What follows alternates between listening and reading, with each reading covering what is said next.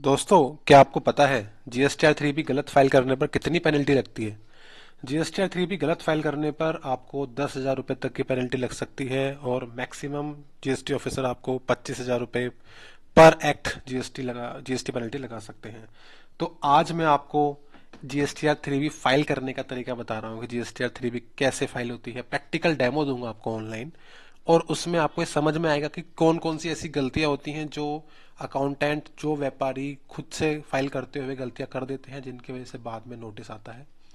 और अगर आप जीएसटीआर 3 भी फाइल नहीं करते हो तो आपके ऊपर लेट फीस की भी पेनल्टी लग सकती है। तो आइए समझते हैं जीएसटीआर 3 भी कैसे फाइल होगी। इस वीडियो के एंड में मैं आपको एक टिप भी दूंगा जीएसटीआर 3 की, तो वीडियो के एंड तक बने रहिएगा।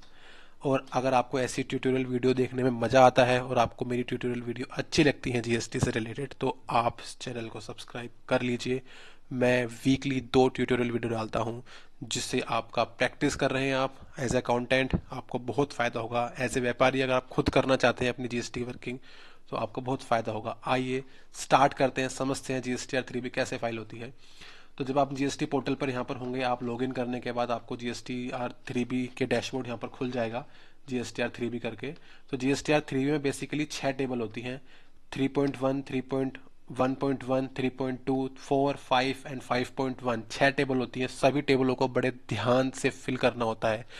जरा सी गलती, जरा सी चूक आपको एक अननेसेसरी के नोटिस में डाल सकती है। दोस्तों, क्यों करना वो अननेसेसरी का नोटिस वाला काम?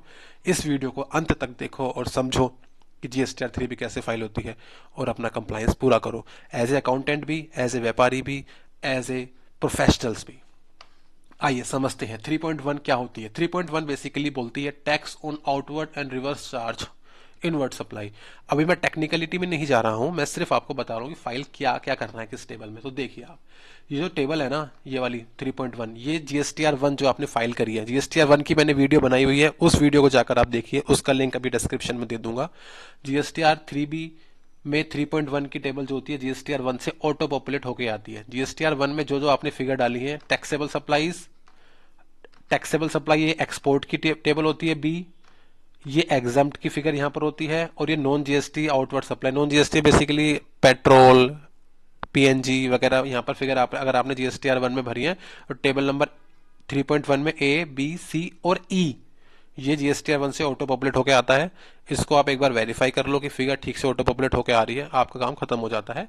दूसरा एक टेबल है D, inward supply liable to reverse charge. तो ये रिवर्स चार्ज की फिगर आपको यहाँ पे खुद फिगर फिल करनी होती है based on your assumptions, based on your best judgement की आपने अकाउंटिंग जिस महीने की करी है उसमें कौन कौन सी ट्रांजैक्शन ऐसी है जिन पर रिवर्स चार्ज लगता है।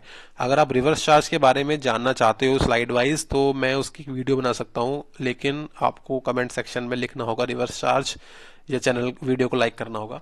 तो ये वाली टेबल आपकी ऑटोमेटिकली फिल होकर आती है बेस्ड ऑन जीएसटीआर 1। इसमें आप यहाँ पे कंफर्म कर देना। ठीक है दोस्तों, आगे चलते हैं। 3.1.1 क्या है? 3.1.1 ई कॉमर्स वालों के लिए होती है, जो ई कॉमर्स ट्रांजैक्शन, यानी कि जो अमेजोन, फ्लिपकार्ट के थ्रू अपनी सेल करते हैं प्रोडक्ट्स की, उनको ये फिगर यहाँ पर फिल करनी होती है। वो उन्होंने पूरी मंथ में कितनी ट्रांजैक्शन ऐसी करी है जो अमेजोन, फ्लिपकार्ट या ई कॉमर्स ऑपरेटर के थ्रू टैक्स पे किया है, वो यहाँ पर फिल करना होता है। वो यहाँ पर आप फिल कर सकते हो। वो भी जीएसटीआर 1 जो जीएसटीआर 8 फाइल होती है उसके बेसिस पे आपको मिल जाता है वहाँ पर। मैं उस पर ज़्यादा नहीं जा रहा हूँ।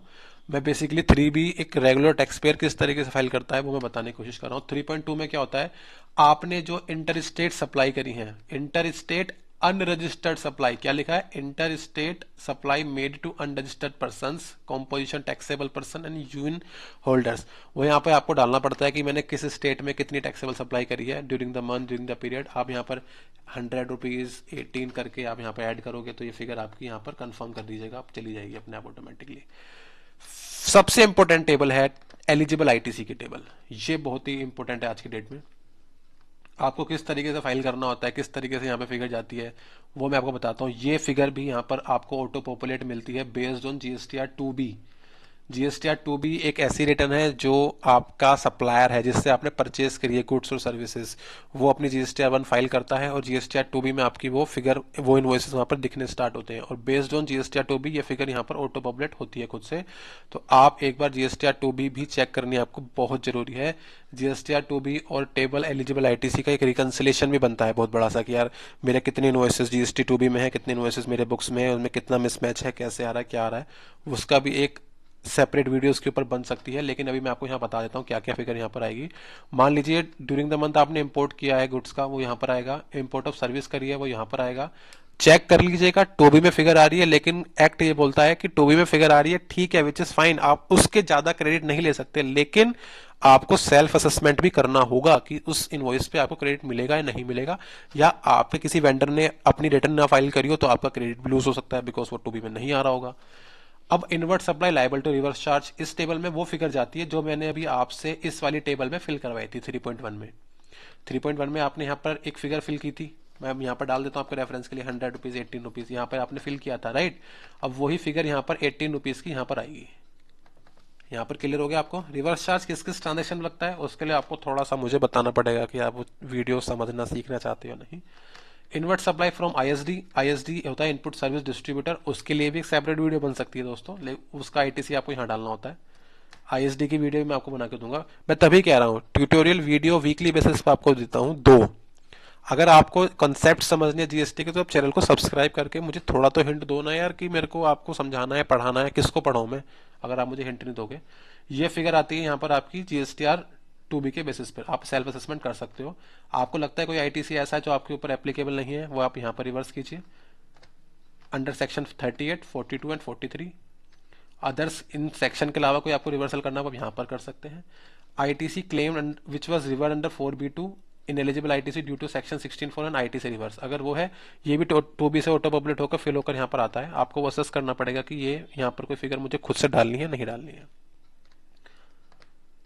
इसको करने के बाद आप यहाँ पर एग्जाम्प्ट नॉन जीएसटी सप्लाई आपको यहाँ पर फिल करनी होती है जो आपकी ये बात करता है इनवर्ड सप्लाई की। आप यहाँ पे काफी लोग गलती कर देते हैं, वो डाल देते हैं यहाँ पर आउटवर्ड सप्लाई जो जीएसटीआर 1 में गई हुई है। ये बात कर रहा है purchase supplies, purchase exempt and nil rated and non GST, जो आपने परचेज करी है वो आपको फिगर यहाँ पर डालनी है, इंटरेस्टेड इंटरेस्टेड, तो आप ये गलती ना करिएगा। लास्ट में क्या होता है यार, इंटरेस्ट एंड लेट फी आ रही होती है, जैसे यहाँ पर आप देखेंगे कि लेट फीस आ रही है 50 रुपए की और इंटरेस्ट भी आ रहा है कुछ, अभी इस पार्टी ने लेट, इस क्लाइंट ने लेट रिटर्न फाइल करी है, अभी तक फाइल ही नहीं करी है, तो उसको इंटरेस्ट एंड पेनल्टी का सामना करना पड़ेगा। और ये लेट फीस एंड पेनल्टी बढ़ती जाएगी जीएसटीआर 3B की, बढ़ती जाती है ये अननेसेसरी। क्लाइंट्स अपना पैसा वेस्ट करते हैं लेट फीस में because of they don't want to pay taxes, they don't want to file GST returns. तो बहुत सारी चीजें यार अननेसेसरी क्यों कलेश करना जीएसटी वालों के साथ, अपना रिटर्न फाइल करो टाइमली। इसे करने के बाद आप ये सारी चीजें भर देते हो, आप यहाँ पे प्रोसीड टू पेमेंट के लिए आप आगे प्रोसीड कर जाते हो। जैसे ही आप प्रोसीड टू पेमेंट के लिए आगे प्रोसीड करोगे, अब ये सेव नहीं हुई है, मैं बता देता हूँ आपको, ये सेव हो जाएगी यहाँ पर। सेव होने के बाद आप प्रोसीड टू पेमेंट के लिए आगे प्रोसीड कीजिए। यहाँ पर एक ऑप्शन आता है make payment post credit to ledger. अभी make payment post credit to ledger क्या होता है, अगर यहाँ पर एडिशनल कैश और एडिशनल लाइबिलिटी यहाँ पर जीरो हो जाएगी ना, जब आपका, या तो आप कैश से पे कर दीजिए या आप अपने परचेज का जो आईटीसी का बेनिफिट है उससे जीरो कर दीजिए। आप फिर इस बटन को क्लिक कीजिएगा, एग्री एंड कंटिन्यू कीजिएगा और यहाँ पर यस कर देना। जैसे आप यहाँ पर यस कर दोगे तो वो एक ऑप्शन आएगा कि आप इसको नोक ऑफ कर दीजिए या नोक ऑफ इसका हो गया है, अब आप रिटर्न फाइल कर दीजिए। अभी इस क्लाइंट ने पे नहीं किया है टैक्स, तो अभी इसका यहाँ पर बोल रहा है कि आप इस पर टैक्स पे कीजिए, ठीक है। जैसे आप टैक्स पे कर दोगे आपका वहां पे ऑप्शन आएगा फाइल विद ओटीपी, आप ओटीपी से रिटर्न फाइल कर दीजिएगा। तो बेसिकली क्या है दोस्तों कि ये जीएसटीआर 3B फाइल करने का बेसिक तरीका है। अब इसमें क्या है कि आप मुझे थोड़ा सा अगर बताओगे कि मैं टेबल 4 के बारे में जीएसटीआर 3B की अच्छे से समझना चाहता हूँ, एक डेडिकेटेड वीडियोस पर अगर आप चाहते हो, table 4 is most important. Table 4B is very very very important. उस पर गवर्नमेंट ने सर्कुलर भी डाला है स्पेसिफिकली कि किसमें क्या रिपोर्ट होगा। अगर आप ये सब समझना चाहते हो स्पेसिफिकली तो मुझे कमेंट सेक्शन में यस लिख दीजिएगा, मैं इस पर एक सेपरेट वीडियो बना दूंगा with very clear and effective instructions के साथ। तो आशा करता हूँ आपको मेरी वीडियो अच्छी लगी होगी, आपकी जो क्वेरी डाउट्स हैं वो आपको समझ में आए होंगे। फिर भी आपको कोई क्वेरी डाउट है जीएसटीआर 3B से रिलेटेड, आप हमें कमेंट कीजिए। अगर आपको लगता है कि आपके डाउट कमेंट पे रिजोल्व नहीं हो पा रहे हैं तो आप हमें मेल कीजिए, हम आपको फ्री ऑफ कॉस्ट आपका क्वेरी का आंसर करके देंगे। तो अब मैं आपको अगली वीडियो मिलूंगा एक नए टॉपिक के साथ। अगर आप बता दोगे तो मुझे थोड़ा इजी रहेगा नए टॉपिक पे वीडियो बनाना, नहीं बताओगे तो मैं आपके लिए नए नए टॉपिक जीएसटी से रिलेटेड, इनकम टैक्स से रिलेटेड लेकर आता रहूंगा। बहुत बहुत धन्यवाद। Thank you so much.